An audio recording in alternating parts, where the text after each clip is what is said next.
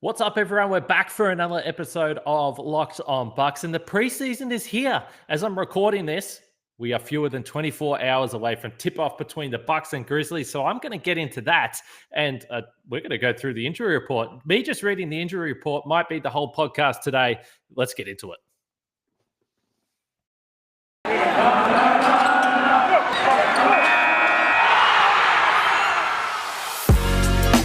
You are Locked On Bucks, your daily Milwaukee Bucks podcast, part of the Locked On Podcast Network, your team every day. Welcome to Locked On Bucks. I am your host, Kane Pittman, riding solo today as we gear up for tip-off between the Bucks and Grizzlies. That one is at 7 p.m. Central Time. The preseason is going to begin, so we are really excited about that.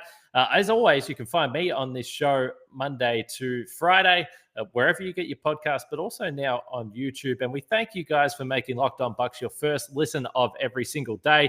I've been updating everyone on the subscribers as we continue to roll through, and we're up around 650 now. I've mentioned this. I'm going to keep reading those numbers out because I want it to keep building. We're on the road to 1,000 subscribers, so we are certainly excited about that. You can get Locked On Bucks free wherever you get your podcast, and of course now on YouTube, as I already mentioned. So interesting day for the Bucks here, because we mentioned on yesterday's show that Bobby Portis potentially suffered a hamstring injury. We were a little bit concerned about what that meant for the Bucks heading into this first preseason game. So we have the injury report. Let me pull it up on the screen here, and you will be able to see what we're looking at. So we'll start with the Grizzlies. Dylan Brooks, he's not playing, right thigh soreness. Sean McDermott with what's he got there? Right patella tendonitis, so that he won't be playing. Sam Merrill, no revenge game. Sam Merrill won't be out on the floor. He's suffering from a left ankle sprain.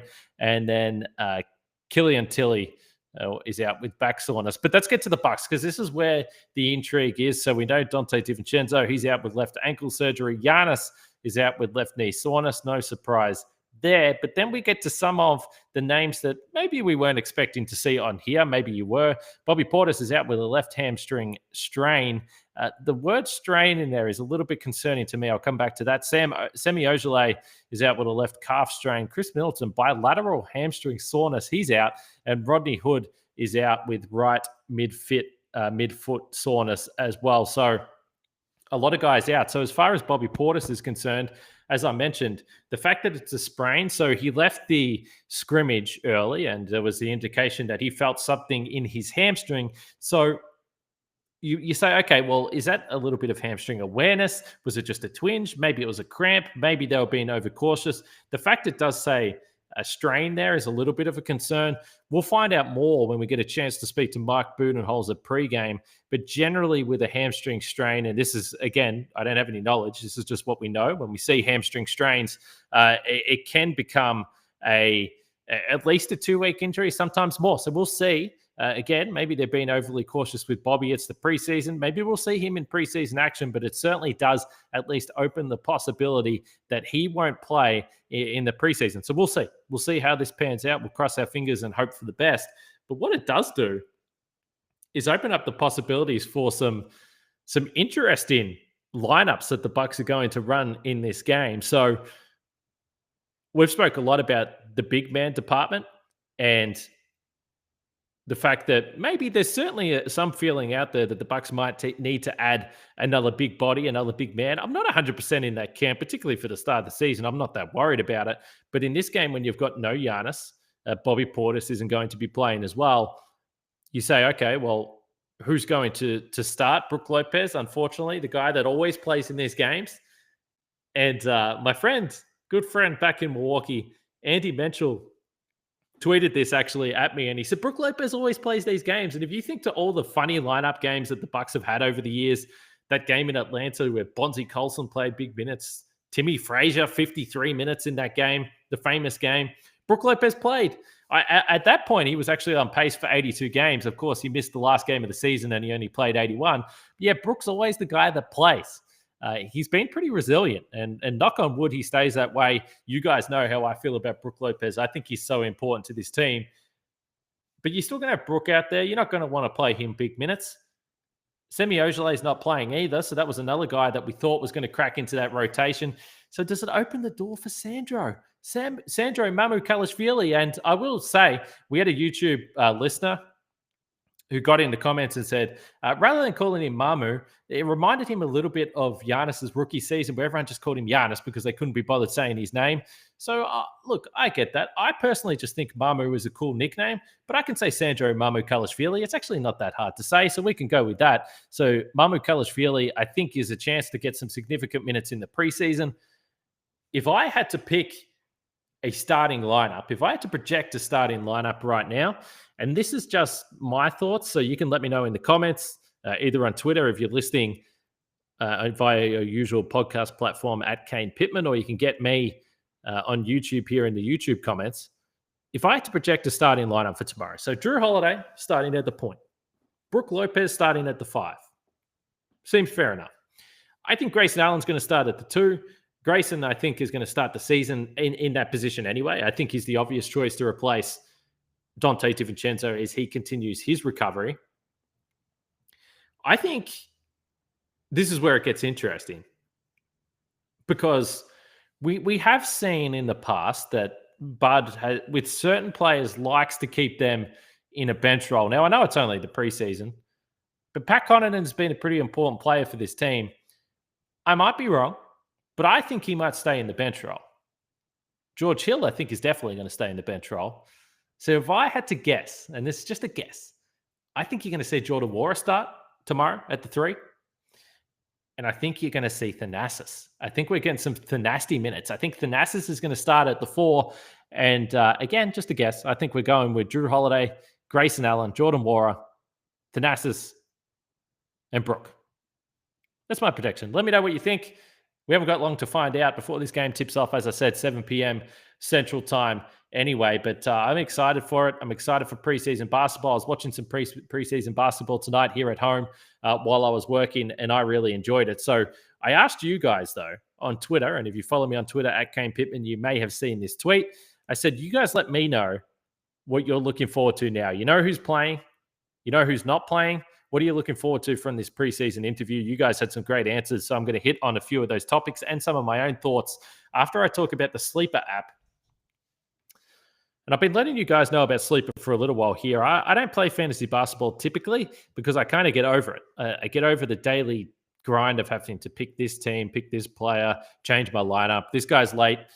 Withdrawal from the team, you have to change it. It's just too much for me. But in 2018, the fantasy sports experts at Sleeper realized that fantasy basketball was broken. Games were being won and lost based on whose players had more scheduled games that week. It made no sense and required very little strategy. So in 2020, Sleeper released a brand new way of playing fantasy basketball. It's called Game Pick, and it's only available on Sleeper. In Game Pick, owners pick a single game per week for each starter to count towards their team's total score, ensuring an even number of games played between opponents. That means the days of losing because your opponent's player simply had more scheduled games to play in that week are over. Sleeper cracked the fantasy basketball code. If you play fantasy basketball, if you prefer building out a weekly strategy versus daily busy work, you're going to love Game Picks. Download the Sleeper app and start a league with your friends today. You will not be disappointed at all. And then, what about our friends at DirecTV Stream? Does this sound familiar, guys? You've got one device that lets you catch the game live, another that lets you stream your favorite shows. You're watching sports highlights on your phone, and you've got your neighbor's best friends log in for the good stuff. Well, I want to tell you about a simple way to get all that entertainment you love without the hassle, and a great way to finally get your TV together. It's called DirecTV Stream, and it brings you live TV and on-demand favorites together like never before, so you can watch your favorite sports, movies, and shows all in the one place. That means no more juggling remotes and no need to buy another device ever again. The best part, there's no annual contract, so get rid of the clutter and the confusion and get your TV together with DirecTV Stream. You can learn more at directtv.com. That's directtv.com. Compatible device required. Content varies by package. So as we get back into it here, I mentioned you guys send me some tweets, and this is what I do when I go solo. You guys tell me what you want me to talk about, and I'll bring it up on the show. So let's go to a couple of tweets here in terms of what you guys are looking forward to. So Josie Mars at Josephine Mars 42. Thanasis brings more energy than a preseason game has ever seen before. So I think we can guarantee that. if there's one thing that we can guarantee heading into this preseason game, it's the fact that Thanasis is going to be completely off the chain. He's going to be so excited. First game of the season. Giannis will probably be there on the bench cheering him on and carrying on and certainly not looking after that knee, that's for sure. On a serious note, though, one thing I am looking forward to seeing with Thanasis, I think this is the next progression for him that I think would make him more playable. I think it would put Mike Budenholzer in a position where he could trust him a little bit more. Can he defend without fouling? Because we love the passion. We love how excited he gets, but he's an absolute foul machine. And so when it came to the postseason, we saw that Bud would play him for the last possession of a quarter, and he'd have enough trust to see if he can come up with one defensive play. We saw him do that up against Kyrie Irving, where he kind of got cooked, but then recovered and got the block shot as well. He went absolutely nuts. We saw that on a couple of occasions where he was able to pull off those big plays. So, yeah, that's honestly one thing I'm looking for from Thanasis this season. Can he defend without fouling? If he can, again, he makes himself more playable, despite the fact I do think it's going to be difficult for him to get minutes in this rotation. But Thanasis, let's see if you can get those fouls per 36 minutes down. Let's get those fouls down while maintaining that enthusiasm and aggression that we all love. Next tweet, DJ Bob says, Wara defense watch. So on media day, and everyone laughed at this because it was genuinely funny. Drew Holiday made a quip about basically Jordan Wara never passing the ball. He had a really impressive Olympic campaign. He's been impressive when he's got the chance in games where the lineups are compromised. The Bucks haven't had a lot of players out there. Garbage time, he's got buckets. There's no doubt about that. I don't question the fact whether Jordan Wara can score. In fact, no one should at this point. He could probably, if you played him 20 minutes a night, he'd probably get double-digit points. I think that would be realistic because he's not shy and he will take those shots. But I think the defense is what's going to allow him to play. If he becomes a player where, similar to Thanasis, really, if he becomes a player where you can actually have him out on the floor in your defensive scheme, regardless of what that is, whether you are playing drop coverage, whether you're switching, if he's a guy that you don't feel like he's just going to get cooked every single time he's out there, then I think that he will be able to play, because we've seen a number of guys like this before with Bud where maybe the offense isn't as good as the next guy, but if defensively they can hold up, then this Bucks team feels confident that they have enough contributors offensively that they don't need to find excuses to put Jordan Wara on the floor to score, because they've got guys that can do that. A Pat Connaughton, for instance, who really is in the way of Jordan Wara at the moment. And you think about the difference between Pat Connaughton and Jordan Wara. Well, Jordan clearly is a more talented scorer. He can score in a variety of different ways that Pat can't really. But Pat's just a spot-up shooter. He'll shoot threes at a decent clip and he'll defend. He's not a perfect defender. We'll talk all season long about the fact that sometimes he overcommits. Certainly those block attempts where he ends up in the second or third row. But he's a more consistent defender and more committed defender than what Jordan Wara has been at this point. I don't think that's an unfair criticism of Jordan Wara. It's only in his second season in the league. From what we've learnt over the last few months, he was carrying some niggles, some injuries last year as well. So again, it's not really a criticism of Jordan Wara, but that's clearly the next step that he has to make. And then on offense, as much as Drew Holiday's joking about it, I would like to see him pass the ball. Let's see if he can get some assists.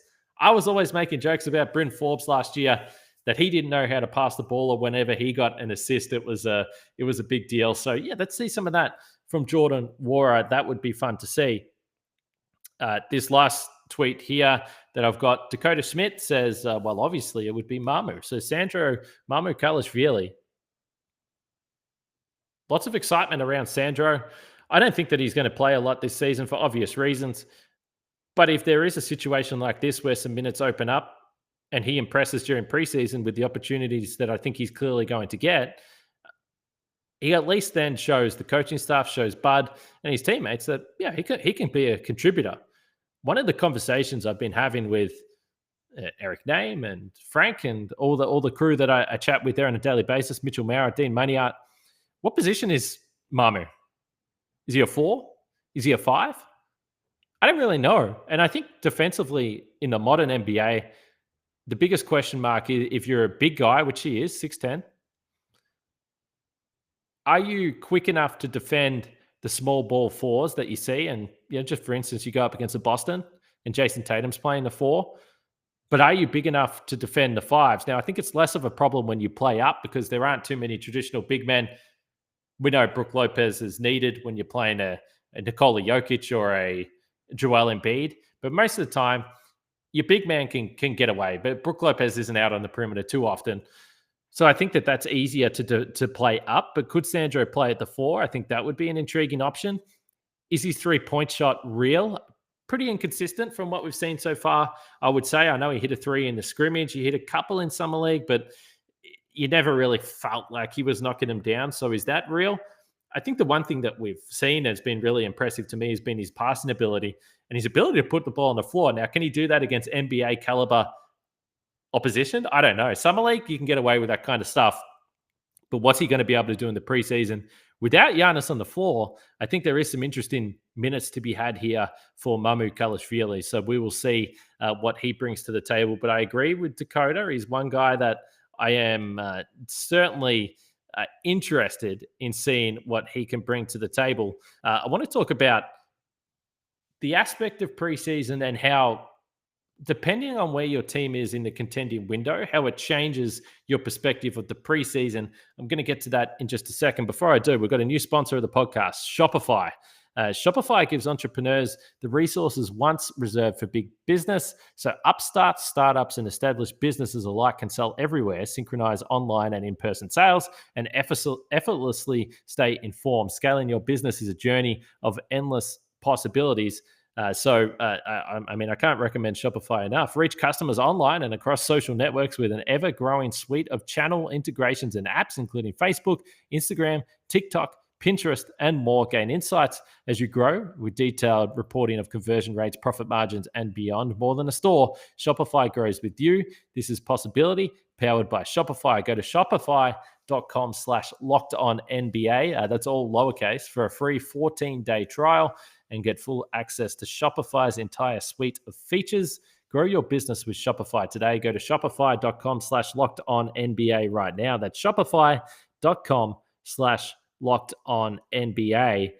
And then while you're on the computer anyway, you may as well go to betonline.ag because football's back and BetOnline is back. Better than ever. All eyes are on the gridiron as teams are back for another football season. As always, BetOnline is your number one spot for all the pro and college football action this season. With a new updated site and interface, even more odds, props, and contests, BetOnline continues to be the number one source for everything football. Head to the website or use your mobile device to sign up today and receive your 50% welcome bonus on your first deposit. Don't forget to use our promo code LOCKEDON to receive your bonus. From football, boxing, basketball, right to your favorite Vegas casino games, they've got it all. That's BetOnline, where the game starts.